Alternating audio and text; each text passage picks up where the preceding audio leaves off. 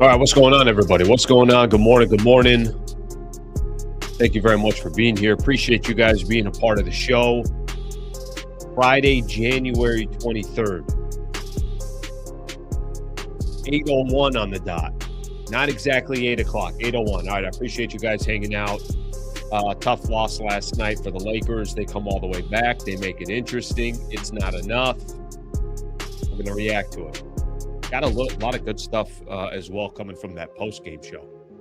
Some sound from JJ Redick that I liked. Some sound from Lebron that I thought was interesting. So we got a ton of stuff to get into. We'll kind of close out this week. I got a member show today as well. So member show coming up at 10 a.m. 10 a.m. we're going to do a member show. If you got thoughts, comments, if you just want to say, Slee, good morning. Thank you, Slee, for having a cup of coffee with me this morning. If that's all you want to say, that's okay too. Then that's all we'll say. Solid week, fun week. Had kind of ups and downs in Lakerland. All right, that's okay. Kind of comes with the territory. Let me give everyone a quick rundown what we're going to do for the show today. And then we will take a look at some of the comments, and then we'll get the show started. Can I say there was a little bit of a moral victory last night? Is that possible, or is that are those dumb things to say? Yeah, it's probably a dumb thing to say. Lakers fight. There were a couple of things that I did like from last night's game. The question is just going to be, how do the Lakers do it on a more consistent basis? I don't have that answer, but that's obviously going to be the main question for the Lake Show. How can they be more consistent on the defensive side? But there's some elements of last night's game that I think the Lakers can walk away with. Doesn't mean anything in the standings, but I think there are a couple of things we could hit on. Redick talked about the team yesterday. I thought it was interesting yesterday. He had a couple of really, really good quotes. I'll play actually some of that video for you guys. We got them all queued up, ready to go. He talked about the Lakers need to trust each other more on the offensive side. Just make the right passes when they need to.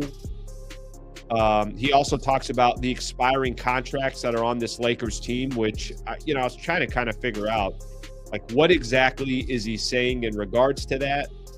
I think what he's saying is his roster it's a tough roster to work with when you got all these players that are obviously kind of fighting for their own career.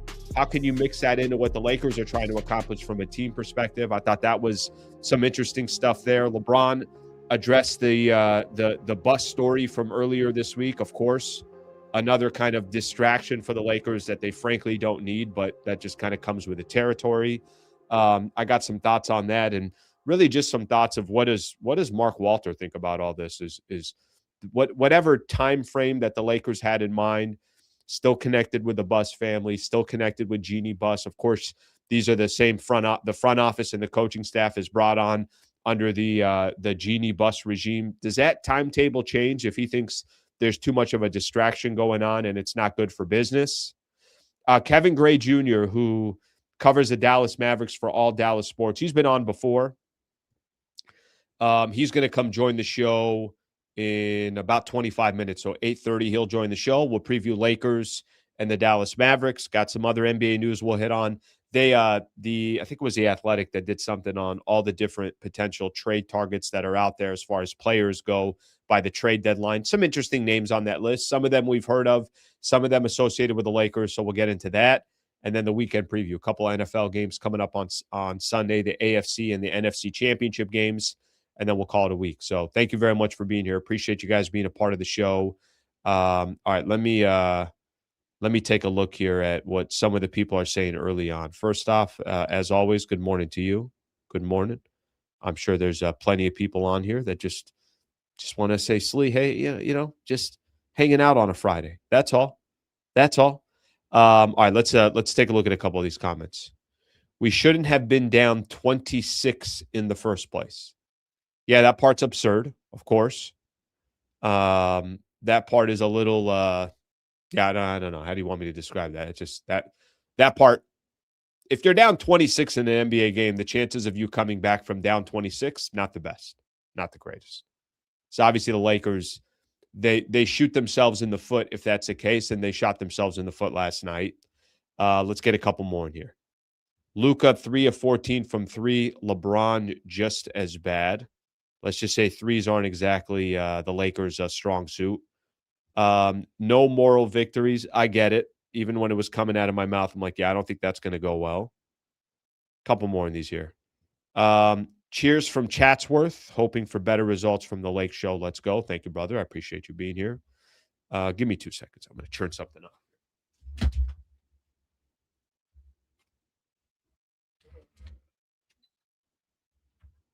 All right.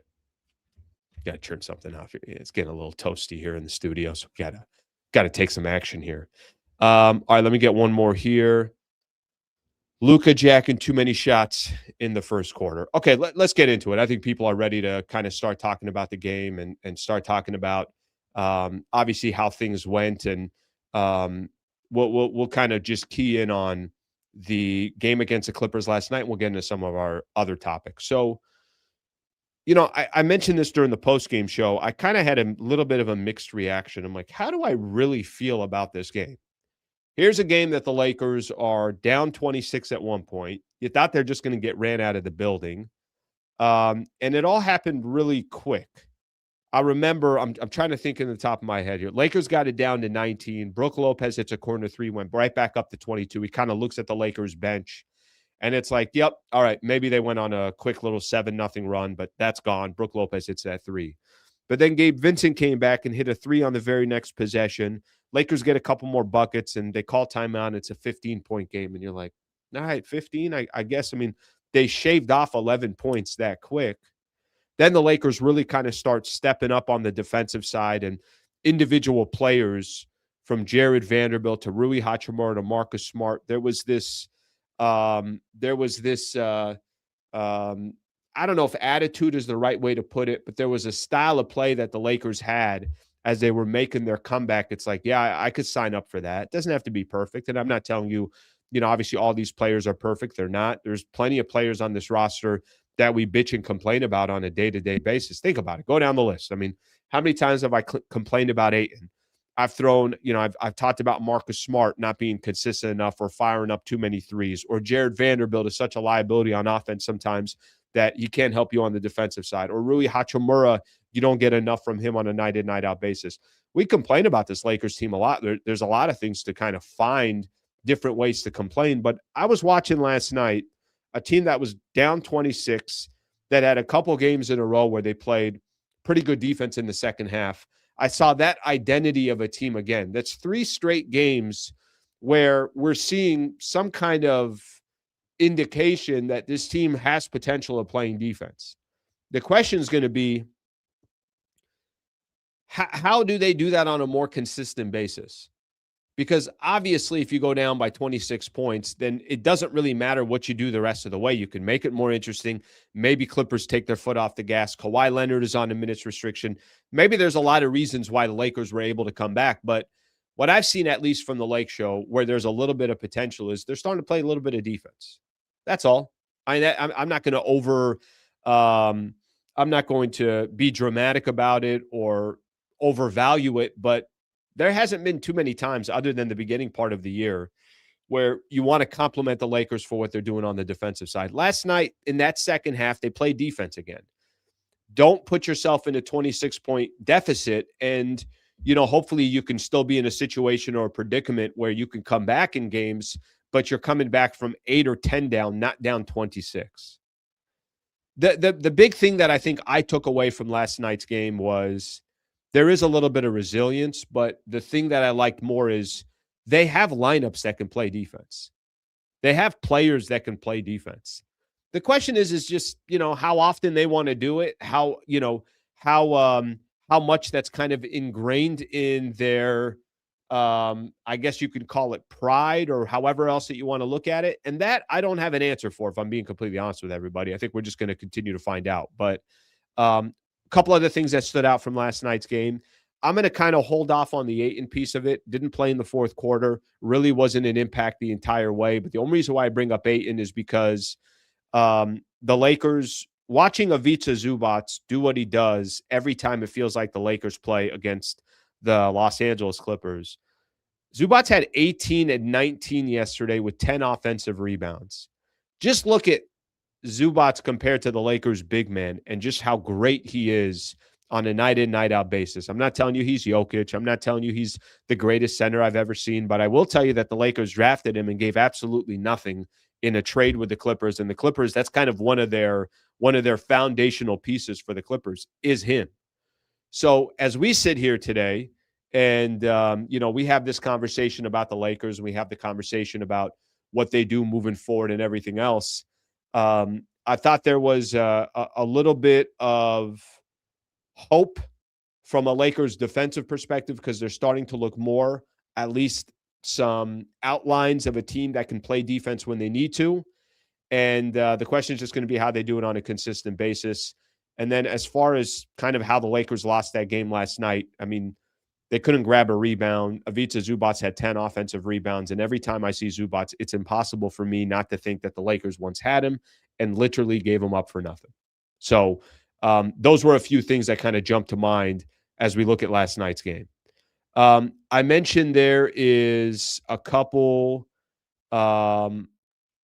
there's a couple of quotes that I want to play, a couple of sound bites that I want to play. I want you guys to, I know that one's even worse.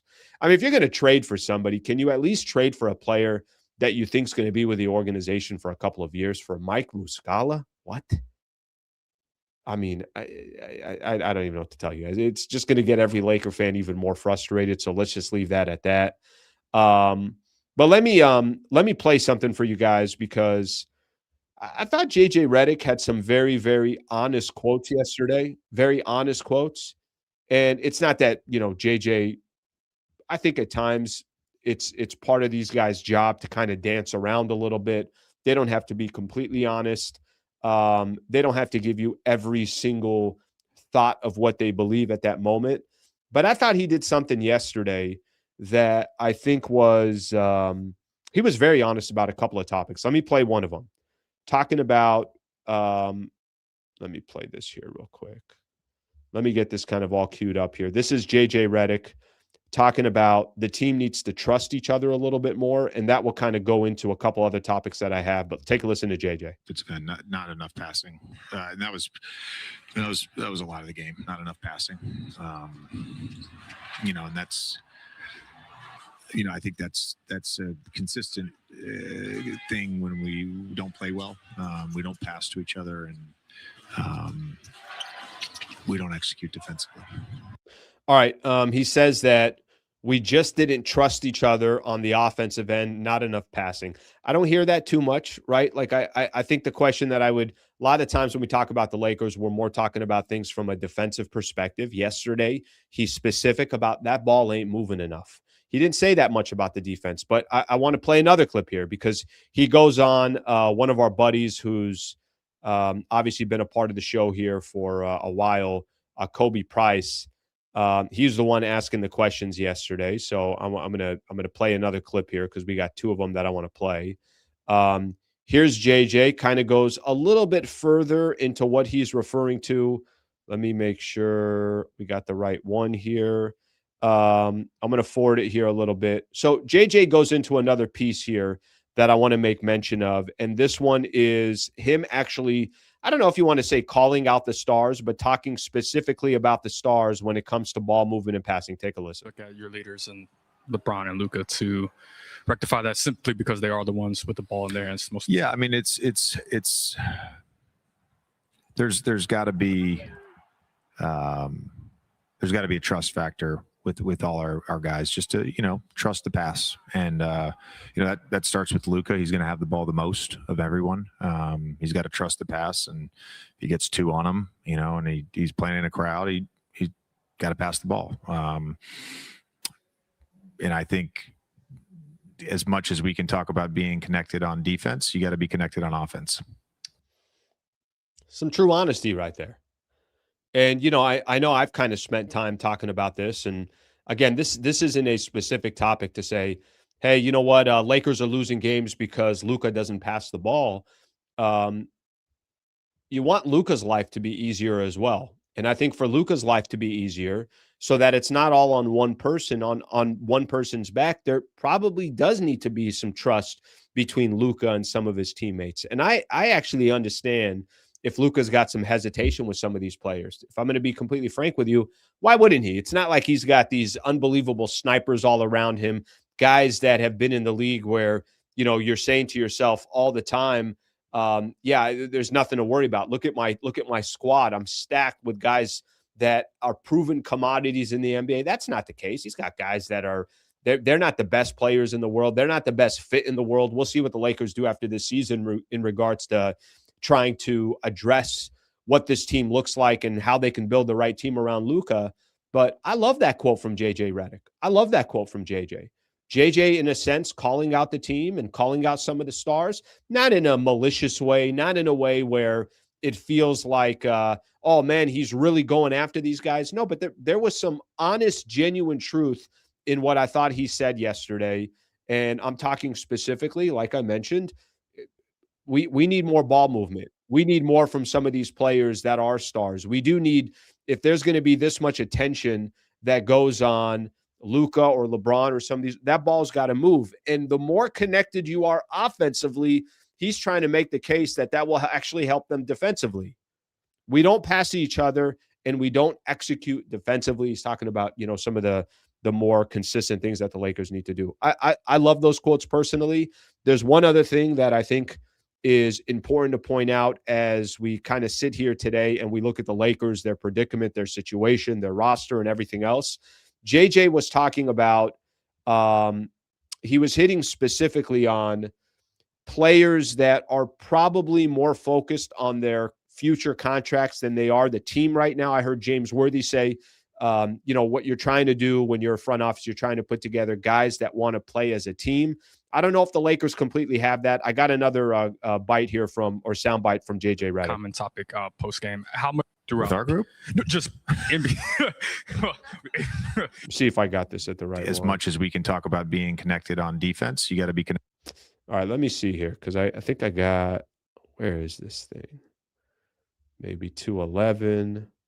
I'm going to find it. By the way, a lot of this stuff I'm grabbing off Twitter and Spectrum Sportsnet. So I think I wasn't that. Just yeah, I mean, it's just, again, I think it just goes back to the human element of everything. And guys are worried about their futures, and that's what happens when you got a team full of free agents and player options. I think it's just natural that you're going to worry about the offense, and I've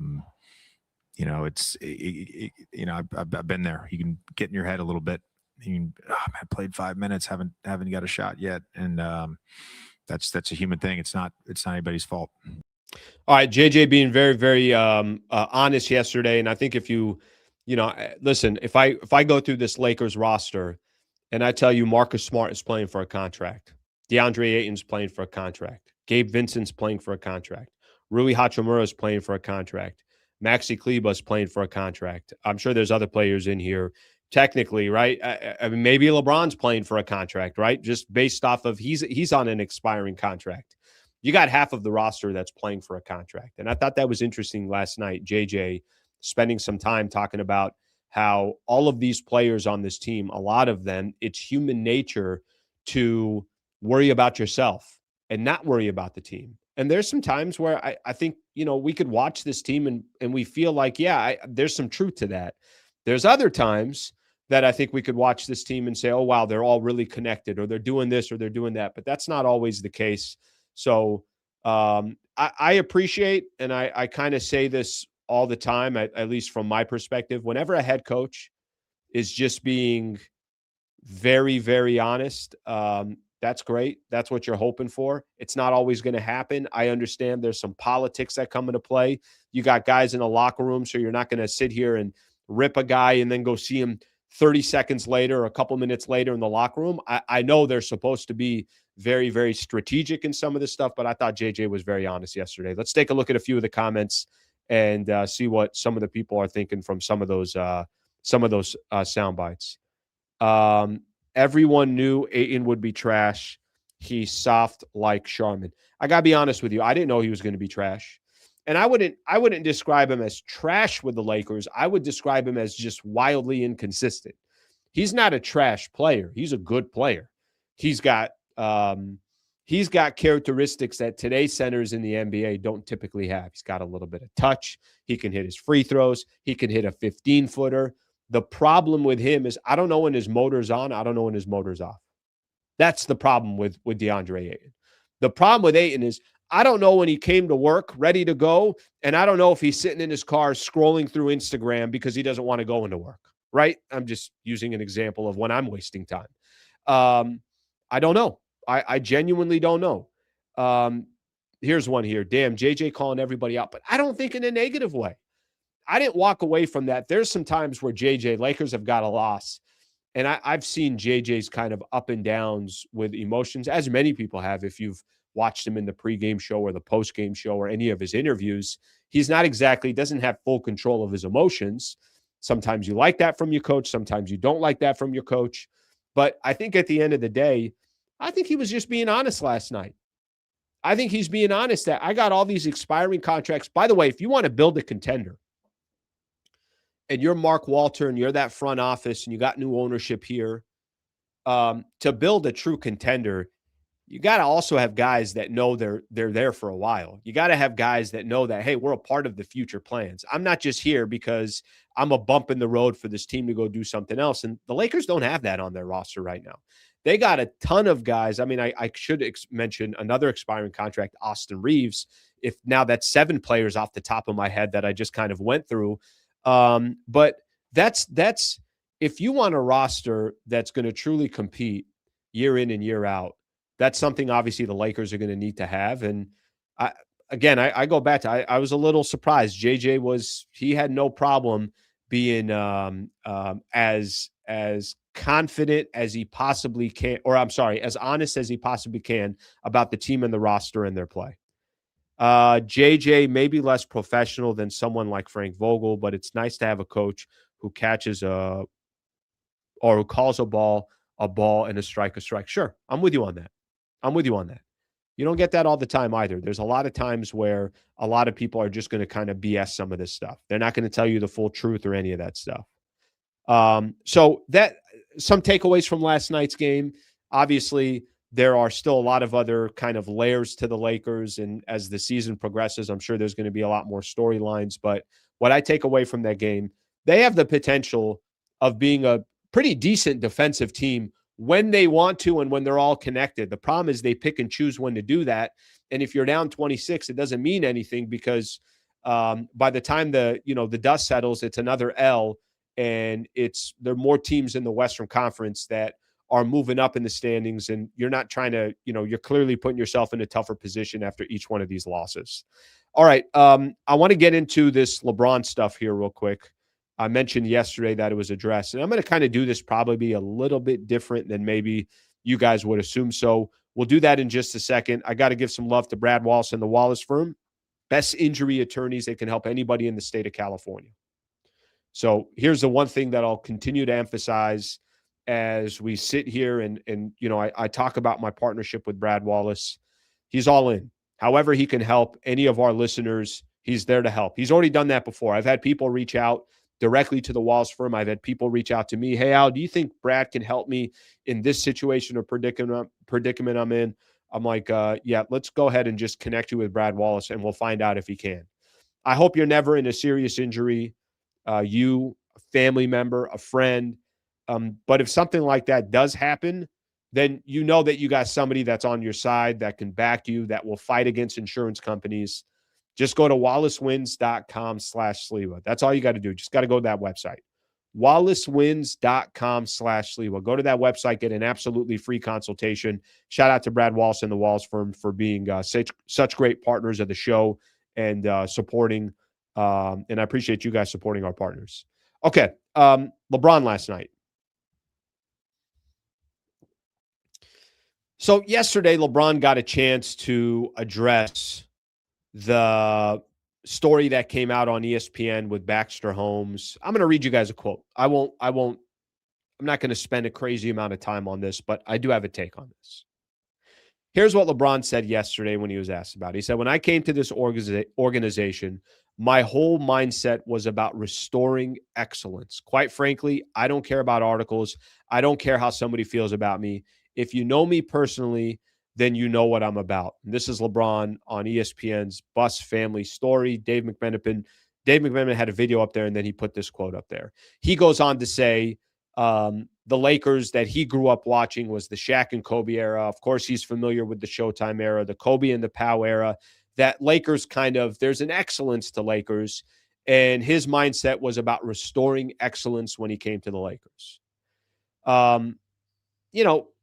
There are a lot of different storylines that came from that article, and maybe Jeanie Buss wasn't appreciative of LeBron. Maybe there was too much of a perception that LeBron was saving the franchise and the organization. Maybe LeBron wasn't appreciative when they drafted his son, Bronny James. I don't know. These are all, obviously part of the story. I don't know the truth to any of this stuff, but here's what I do know. I do know that at this stage on January 23rd, I'll tell you what we should be talking about. What we're supposed to be talking about on January 23rd is how are the Lakers going to position themselves in the Western Conference? What we're supposed to be talking about is what the Lakers are going to do between now and free agency. Between now and the trade deadline. What are the Lakers going to do in the summer with free agency and how they're going to build around Luka? Is LeBron going to play past this year? I think there are a lot of other things we could be talking about and we should be talking about. But unfortunately, there are still a lot of kind of distractions that are attached with the Buss family. It's not to say once the Lakers are completely out of the business with the Buss family that there won't be other distractions. It's not to say that Mark Walter and his group, he might not have his own distraction. I'm not saying that there's no distractions that's going to come to Lakers. That's always going to happen. It's the Lakers. They're a storyline. Everybody likes talking about them. There's a lot that kind of comes into play when you talk Lakers basketball. Not all of it is on the court. But if I'm Mark Walter, and I brought this up yesterday, am I questioning, is this Buss family actually becoming more of a distraction towards my team that I pay $10 billion for, or are they helping my team? How are they helping my team? Is Jeanie Buss having to put out a statement yesterday to kind of try to clear the air a little bit, to say it's not fair that LeBron's being pulled into my family drama, but she never really kind of addressed the root of what the article was. Now LeBron's got to address it in the post-game show. It's a distraction. It is. It is a distraction. And the question that I would have is, at this point, at this stage right now, what value is Jeanie Buss? I was looking at an article this morning. When that trade went down, when the news came out that the Lakers were being purchased by Mark Walter, that the Buss family was selling the franchise. He was a minority owner. Now he's, obviously he's the majority owner now. I remember there was an article that came out with Sam Amick of The Athletic. And I don't think anybody really knows the true story here. But at one point it had come out, two sources familiar with the matter tell Front Office Sports the agreement, which carries a jaw-dropping $10 billion valuation, will allow Buss to remain as team governor for at least 5 years. Does that plan change at all? Is it going to be 5 years?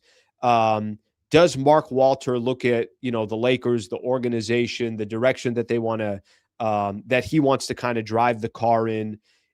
Will there come a time where Mark Walter says, how committed is he to 5 years with Jeanie Buss or anybody that's kind of associated with Jeanie Buss and the Buss family? Or is this something that, do I need this? Is this an unnecessary headache for the Los Angeles Lakers? I don't have the answer for you. But what I'm telling you is these stories that do come out have nothing to do, and I don't think help the Lakers in any way. I don't think it really hurts them. I don't think it's the end of the world. I guess the question is going to be how LeBron would view it, or maybe how another player might view it. Like, hey, is there a lot of headaches going on within that Lakers organization? Do I want to deal with that, or would I rather just deal with the team where I don't have to worry about any of that stuff? We don't have the answer to that, but those are some of the things that immediately come to my head when I saw that Buss story come out, and then Jeannie's got to put a statement out, and then LeBron's got to address it in the postgame show. I'm like, damn.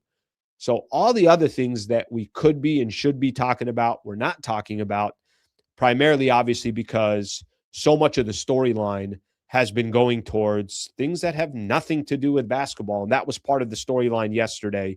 You knew once the Lakers, that story comes out and they got a game against the Los Angeles Clippers. Of course, every single question that was going to go towards LeBron is, hey, can you give us your thoughts about that article that came out on the Buss fam? Do you think Jeannie Buss didn't appreciate you as a Los Angeles Laker? Do you think you got too much credit for turning the Lakers around? Of course, that's going to come up. It's impossible that that's not a conversation. My hope is the further along we get into the new ownership group, the more some of those side stories have nothing to do with the Lakers. That's going to be a tough, tall task because with the Lakers, there's always storylines, and I'm sure that part's not going to change. But we'll see just what really with the length of time that Jeannie will be with the Lakers and be associated with the Lakers. We'll have to wait and see. I have no idea. Maybe it'll be 5 years. Maybe it'll be more than that. Maybe it'll be a lot less than that. I didn't know the Buss brothers were going to be gone as quick as they were. And that obviously only took a couple of months to happen. Okay, I did mention we have a guest today. I'm excited to have back on the show. Does a great job covering really all Dallas sports, but specifically as well the Dallas Mavericks. Let's add Kevin Gray to the mix here with All DLLS Sports. Or All City Sports. What's going on, Kevin? How are you, brother? Alan, good to see you, man. How are you? I'm doing good. Every time we see each other, I'm like, where do I start with Kevin? Why do I have more questions about the Mavs than I even do about the Lakers? But Lakers obviously got the Dallas Mavericks coming up tomorrow. And, for the Lake show right now, each one of these games, so important in the Western Conference. I'm sure you've taken a look at the standings. You lose a couple in a row, like the Minnesota Timberwolves, you can go from 4 to 7 in, a heartbeat. So all these games are so important. Before we talk about tomorrow's game, I was just hitting on some of the Buss story and that article that came out and ties LeBron into it. What do you make of just some of are there some things you kind of walked away with from that article and that story? And obviously now it's new ownership, but previous regime. The word that came to mind was messy. It's really messy. The way things have played out for the Buss family. Obviously, Jerry Buss's legacy with the Los Angeles Lakers is cemented forever in sports. And to see how it has kind of devolved between his daughter and his two sons really kind of saddens me in a way because, this feels like succession all over again. Like you got the siblings fighting over control of who's going to run what and who ultimately wins out. And, hopefully for the Lakers, if you're a Lakers fan, obviously you turn the page on all of this, with the Walter Group coming in and being able to start to clean things up. But, I think to some degree sensationalized a little bit because I can't imagine Jeannie Buss not being somewhat grateful for what LeBron has been able to do to help restore some of the excellency to the Los Angeles Lakers of delivering a championship and being able to really forge a third act, if you will, in his career and choosing the Lakers to do it when he didn't necessarily have to at all. So, it's watching it from afar has been very interesting to see. But at the same time, I think for them, it's all about one of my biggest questions was why now? Why this particular piece of information or set of information now, less than 2 weeks ahead of the trade deadline? I just thought the timing of it was very interesting, given all the things that are surrounding that franchise and what could be happening, not just here in the deadline, but more so into the offseason when LeBron James becomes a free agent. Yeah, they got questions. I mean, whether it's the LeBron piece of things, whether it's how you're building around Luka, obviously Austin Reaves is going to be a question mark. So they got a lot of different angles that they'll address. We're coming up almost a year since the trade. I think next week, some point next week, it was February 1st, I want to say, that the trade went down. Luka comes to the Lakers and Max Christie and Anthony Davis go to the Dallas Mavericks. What's the temperature like in Dallas when Luka's brought up? Obviously, you guys got a chance to kind of reset some things with Cooper Flagg, and doesn't look like there's going to be championship aspirations anytime soon. But it's been almost a year. What's the chatter like when Luka's brought up? It's still very mixed emotions. As you mentioned, it's still less than a year since the trade actually went down. And I think for a lot of fans, they did not have the chance to kind of compartmentalize those emotions, because after the trade, a few months later, all of a sudden, you're gifted the generational get out of jail free card with the number 1 overall pick at Cooper Flagg. And it's like, oh, we have a chance now to reset and still move forward, even with Anthony Davis still on this roster. And then, the team gets off to a 5-15 start, losing 15 of their first 20 games. Nico Harrison is eventually fired after a disastrous loss at home to the Milwaukee Bucks.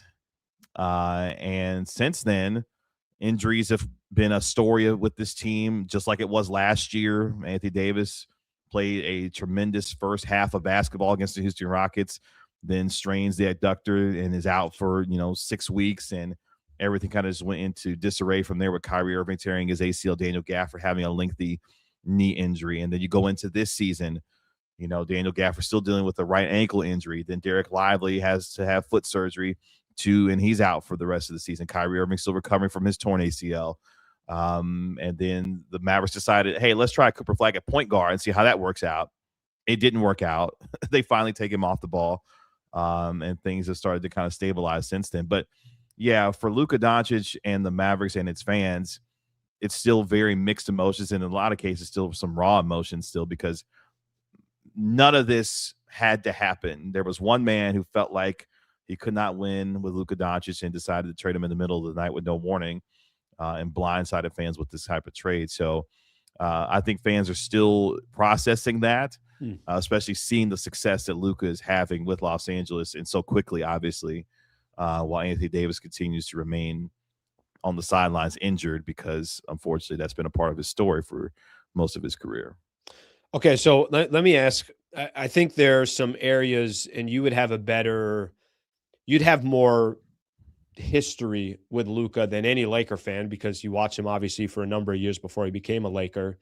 I'm going to point out some areas that people are critical with Luka, and you could tell me how much of this has to do with Luka's game and how much this has to do with the Lakers roster.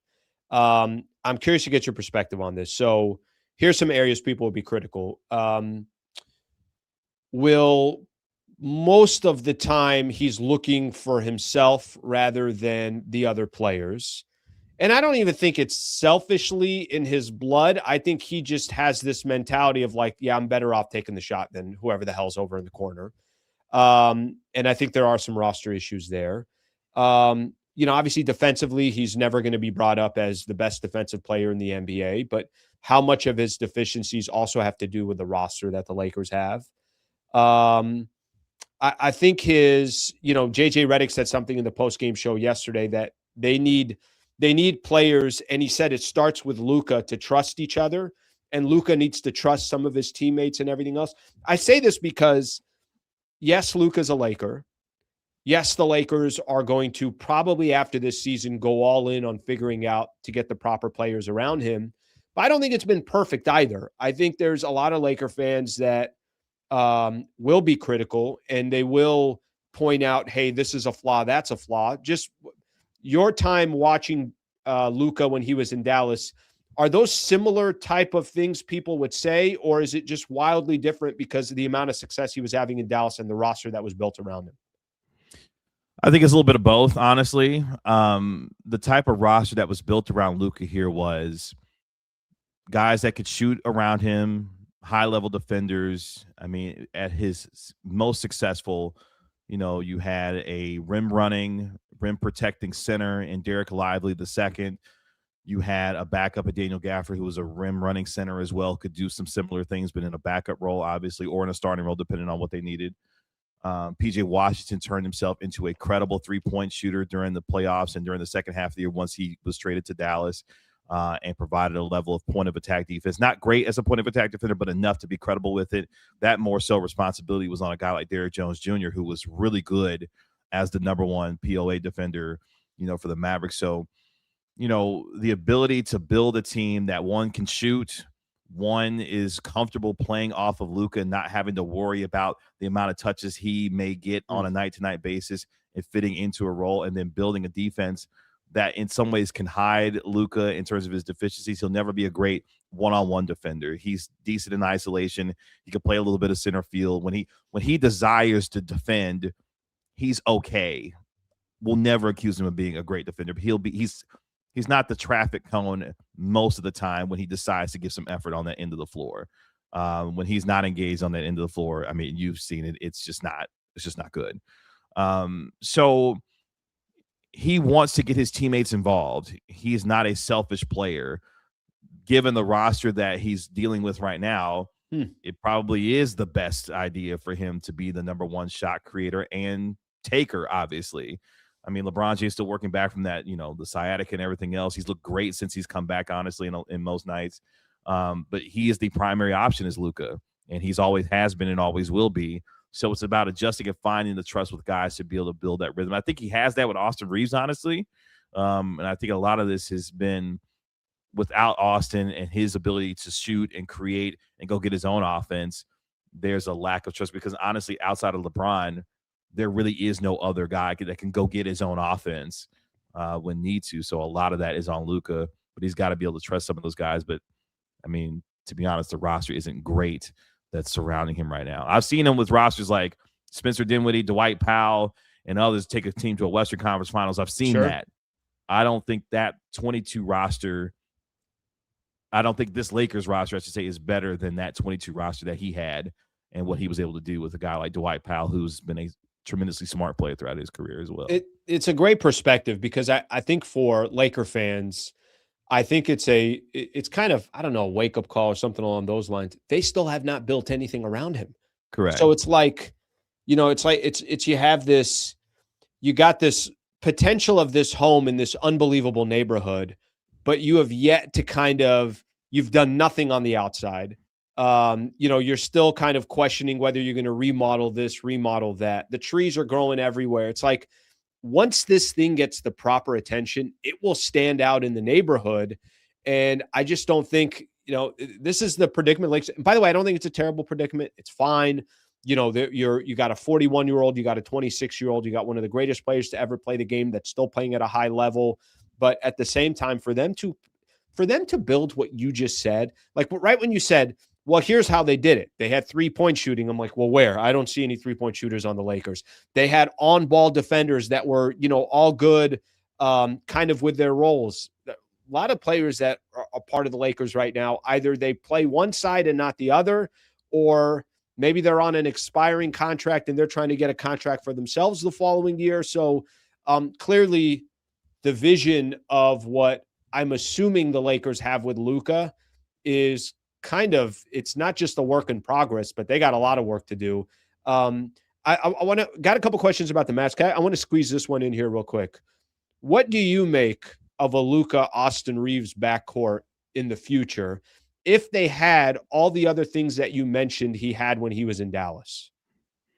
I think that's a top 3 team in the West. I mean, I'm not ever going to compare Austin Reaves to Kyrie Irving. That would be a disrespect to Kyrie Irving. Austin Reaves is a terrific player. He ain't Kyrie. Exactly. Yep. The ethos of an Austin Reaves, though, a guy who can go get his own shot, is willing to create his own offense, and can be a scorer for himself. That's what Kyrie was. Kyrie can go get his own offense. He can create for others at times and be a true Robin to a Luka Doncic who can take some of that offensive pressure off of him. Kyrie has never been a great defender either, but he will try on that end of the floor and be okay. If Austin Reaves can do the same, I think that partnership can work out very well for them.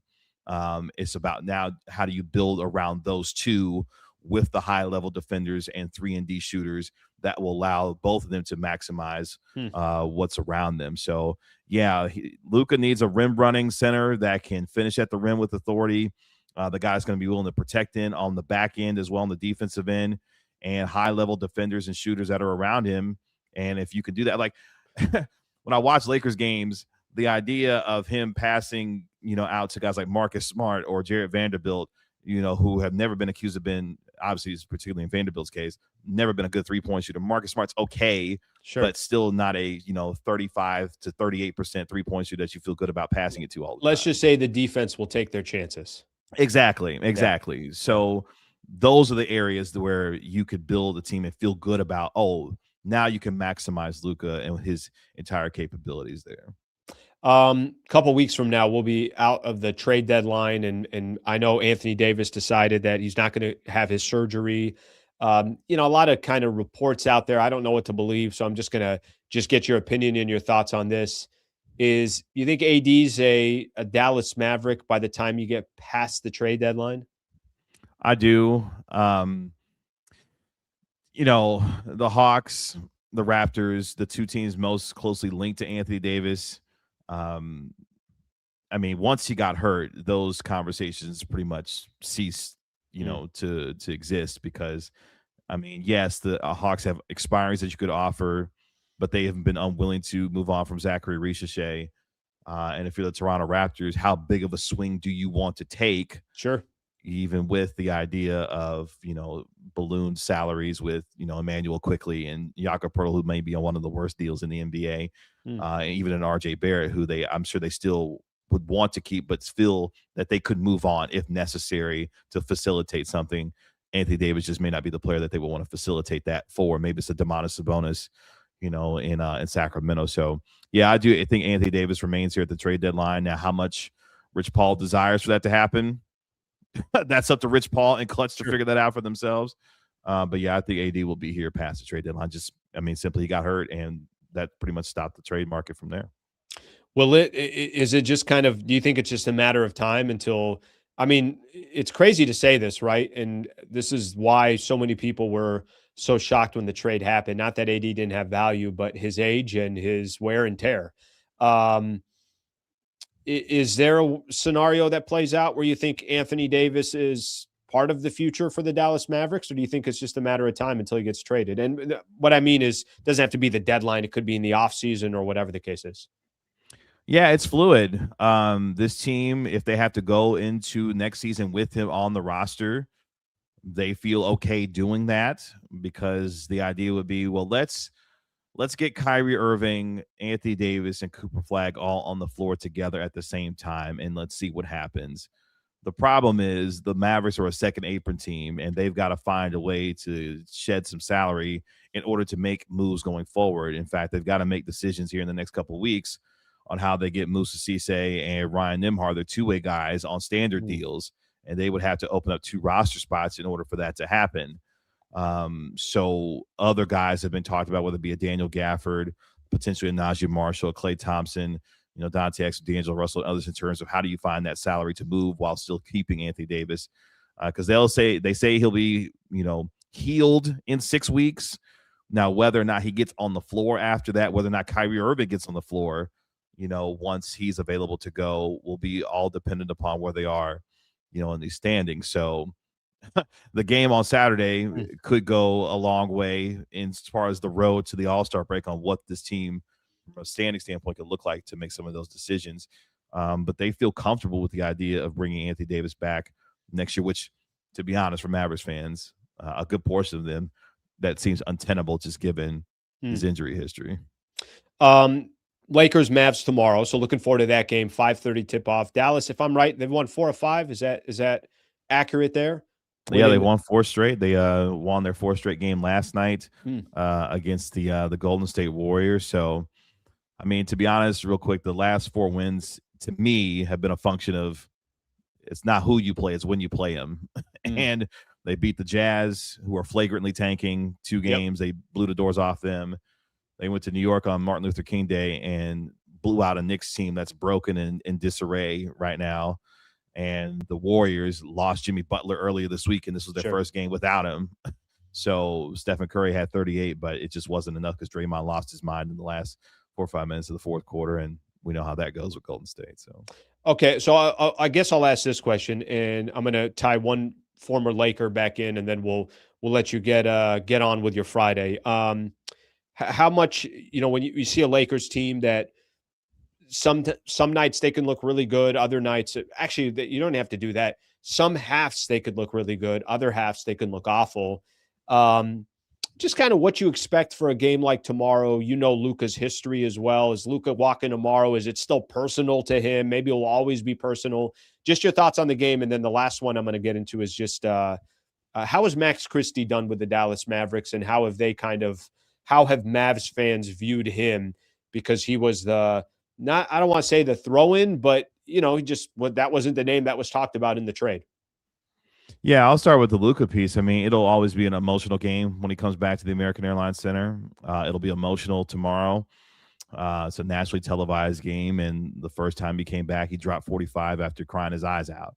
So now, almost a year removed from the trade, and the idea to be able to compartmentalize his emotions to get after it, I think he'll be fine. It'll be a 95% Luka crowd tomorrow. Obviously, there's a lot of Mavs fans who love Cooper Flagg and are trying to turn the page, but every time Luka walks in the building, it's very hard, obviously, to not get emotional about it. So it'll be a very pro Luka crowd, even with the amount of Mavericks fans in the building. And then for Max Christie, he's been a revelation. I mean, he's been unbelievable this year, and he's taken a real leap. Jason Kidd has challenged him to say, look, man, I want you to take 10 threes a game. And the last couple of games, he took 10 in New York, hit 8 of them. Wow. 12 last. Yeah. He went 8 of 10 from 3 in the game on Monday against New York, the career high in terms of 3-pointers made and a season high in terms of 3-pointers taken. He's been unbelievable. He's top 5 3-point shooter in the league this year, like literally top 5 in the NBA as far as percentage is concerned. He went 5 of 12 last night from 3, and he's really taken to being the protege of Klay Thompson, and Klay has really taken him under his wing, and just the preparation and the ability to get ready and the things of shooting and all the other things that have come with him. He's been great as a vet for Max Christie. And shout out to a guy that you know very well in terms of Phil Handy, former Laker assistant, is now with Dallas. His player development with Max Christie has been instrumental for him as well. He's getting much better at attacking off the dribble and attacking closeouts when guys are running out at him at the 3-point line. And he's become a much better finisher at the rim and willing finisher at the rim. So, yeah, Max has become a fan favorite here in a lot of ways. And for a lot of Mavericks fans, a guy that they see, okay, that can be our starting 2 guard of the future. He's only 22, 23 years old and still got a lot of runway left to continue to get better. But, yeah, Max has been fantastic. We love Max here in Dallas. Yeah, I mean, and I think a lot of Laker fans, specifically last season before he got traded, he was really starting to become a rotational player, a guy that you could depend on. It's interesting to hear his aggressiveness from the 3-point line, because it was more for him. It was more on the defensive side, and it was more when he got looks, he'd take them. But, it wasn't a player that was going to force shots. But that's interesting to hear how much Jason Kidd's giving him that green light. Okay, last one. This is I'm telling the truth now. Last one. Cooper Flagg. What you thought before and what you think of now. So he's a rookie. Obviously, a lot of hype behind him. We're going to get a chance to see him again tomorrow, which I'm looking forward to, at least from a Laker fan perspective, getting to see one of the more dynamic young players in the league. Whatever your perception was before, has he lived up to some of that hype? Areas you like, areas he's got to improve on? I mean, he's been better than advertised. I mean, he's been advertised. Yes, exactly. Exactly. He's been even better. I mean, he's giving you nearly 19 points per game. His 3-point shot still isn't great. It's still fairly inconsistent, but it's been a little bit better over the last 15, 20 games. Defensively, his motor is unbelievable. I mean, I tweeted out last night because kind of a back and forth game, especially in the second quarter. And, Cooper Flagg came in, and immediately there's a discernible change in intensity when he gets onto the floor. He had a couple of putback baskets that kind of got the Mavericks going, and you could just tell the intensity just ratcheted up with him. He's got a really high competitive, motor about him, and defensively, he's a tremendous help defender. He's getting obviously better as an on-ball defender, but the leap in his offensive game, I think, is what has surprised us. I've never seen an 18, 19-year-old finish with the consistency with the left hand of his offhand the way that he does. I mean, he is unbelievable finishing with the left hand, and honestly, he's become one of the best finishers in the game already, at the rim. He's been tremendous in the clutch. He's been in the top 10 in terms of clutch points all season long. The Mavericks have played the most clutch games in the league so far this year. But he's been fantastic, and hard to believe that he's even been better than advertised in his rookie year. So the Mavericks lucked out. I don't know where this team would be if they did not have Cooper Flagg to be able to build around, but he's going to be one of those ones. And we're fortunate to have him here in Dallas for sure. Kevin, great stuff, brother. I appreciate all the insight. Love being able to kind of talk a little bit about the Luka side of things, all that stuff. So we hit on a lot of different topics. Should be a fun game tomorrow. Appreciate your time as always, and thank you for joining the show. Appreciate you, Alan. Good to talk to you, man. We'll talk soon. All right, you too. Thank you, man. All right, that is Kevin Gray Jr., All City Sports, that All City Network, and obviously he represents Dallas sports, but great stuff from him. I was thinking about it as him and I were talking. I'm like, yeah, no, the some of the stuff that I hear about Luka from Laker fans, myself included, I mean, I'm critical, and I think that just kind of comes with the territory. The main thing I take away from what he said about Luka, yeah, go get some better players around him. That's the main thing that I take away. The number one thing I take away from everything that he said is if you got an issue with Luka, it ain't Luka. It's all the other players that you have around him, and it's obviously time for the Lakers to start getting an opportunity to really, really build around him. And then we'll see Luka's true greatness, because he is great, but you got to have the right players around him for him to be as great as the Lakers need him to be if he's going to go make a championship run. Also interesting what he said. What do you think about Austin Reaves and Luka in the backcourt? He said that's a top 3 team in the Western Conference. He didn't really hesitate. And this is somebody that watched Luka perform with Jalen Brunson or Kyrie Irving, knows the deficiencies that Luka has on the defensive side. He thinks that could not only not work, but that team could excel in the Western Conference. Okay, I'm counting it here. I'm going to tell you guys right now, 488 comments just sitting in the queue. Listen, what do you guys want me to do? I'm trying to pay attention to the guest.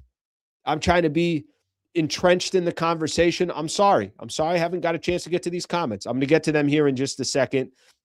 Before I do, of course, we're going to give a shout out to Harrah Resort SoCal, one of our partners, a phenomenal partner. Excited to be there a week from today. I'll be doing my morning show from there. I'll be out there next Thursday. I'm going to go to Hell's Kitchen. I'll be at Gordon Ramsay's Hell's Kitchen. I've been talking about it, telling you guys it's one of the best restaurants in all of Southern California. I'm going to go to Andrew Santino. That's a comedian, really funny comedian. Great entertainment schedule they have over at Harrah's.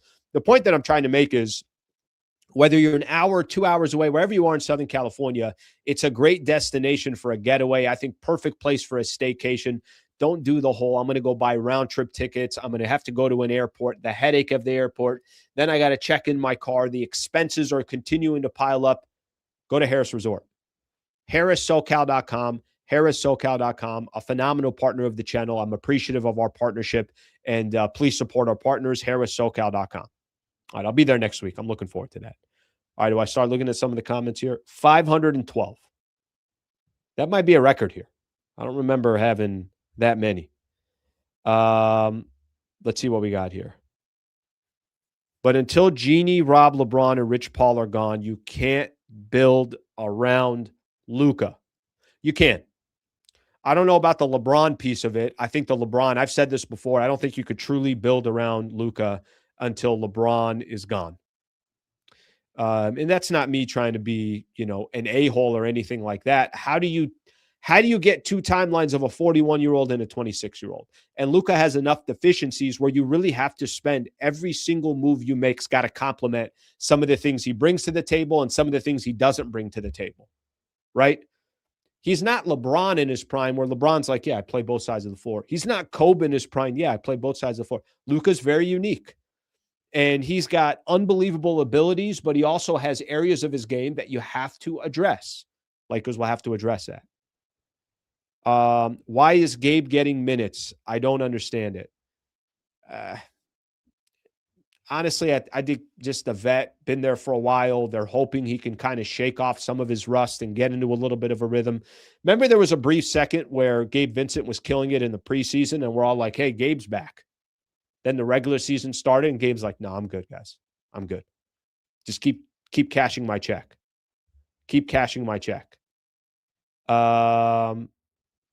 All right, let me see. Some of these comments are actually pretty funny. Alan, I loved Kevin's comments about Max Christie and Cooper Flagg. Yeah, that was a really good interview. If I'm being honest with everybody, I think there was, at least for me, to be able to kind of hit on so many different things with him that also ties to the Lakers. That was a great perspective. I had no idea Max Christie was doing that well for them. I know he's doing good. I've seen games where I go through some scores in the NBA, and once I do, people are like, "Hey, did you see Max Christie?" Or I just see within the box score that Max Christie had another good night. So I'm with you on that. I'm a fan that Max Christie has been able to do that. Hoping we resolve the center spot this deadline. I don't think that's where they're going to put their attention. I think they're going to put their attention in the offseason. They'll try to address the center spot. But I think by the trade deadline, they're trying to address the 3-and-D portion of things. That's where I think they're going to put their attention towards. So if that's where you want it to go towards a center position, I don't think that's going to be the case. At least none of the reporting has been that at all. So I don't think that's going to be the case. All right, we got a lot to still hit on here. And I'm going to kind of try to go a little bit more rapid fire here just because of time-wise where we're sitting. Member show, by the way, today at 10 a.m. 10 a.m. we got a member show. If you are a member, come join us at 10 a.m. If you're not a member, please consider being a member. $3 a month, great way to support the channel. So hopefully we can get a couple new members to come join the show today. As always, we got our weekend preview. Let me hit on a couple NBA stories, and then we are going to talk a little bit about the NBA, and then I got a couple quick things in the NFL. We're going to call it a day. Let me just get these last couple of things in because I think it's important. Zach Lowe said something on his podcast about LeBron. It's kind of just assumed around the league that LeBron's not going to be on the Lakers next year by sort of mutual choice, I guess. I don't know how true that is. No one knows what LeBron is going to do. Yeah, I think there's that vibe, right? I think if you told me right now, hey, what do you think is it more likely he's a Laker next year, or is it more likely he's either done playing or he's somewhere else? Yeah, I would say that he's not on the Lakers. What's more likely? He's a Laker next season or he's not, if I just simplify it that way. I think it's probably more likely that he's not a Laker. See what happens. I know he's not going to be a Laker. I don't think so, at least for $52 million. Maybe he's a Laker in a more creative way. Maybe Lakers are able to kind of address all the needs they have in the offseason and then try to work on something with LeBron, but not the way it's currently structured. Get another one in here. Austin Reaves. Dan Wyke put this up. JJ Redick said Austin Reaves has been playing 3-on-3 and he's looking good when he's exposed to live play. Stay ready games to happen soon. So Austin Reaves continuing to make progress. I'm going to keep jumping on that Austin Reaves bandwagon and telling everybody that it's really, really good news when the Lakers can get Austin Reaves back. Look, they're starting to show a little bit of defense. They're players that are starting to show a little bit of their value. Got to get Austin Reaves back, see if they could do something by the deadline, and then take your chances from there. You're obviously not going to do anything that's going to hurt your chances in the big picture. Couple quick NBA stories.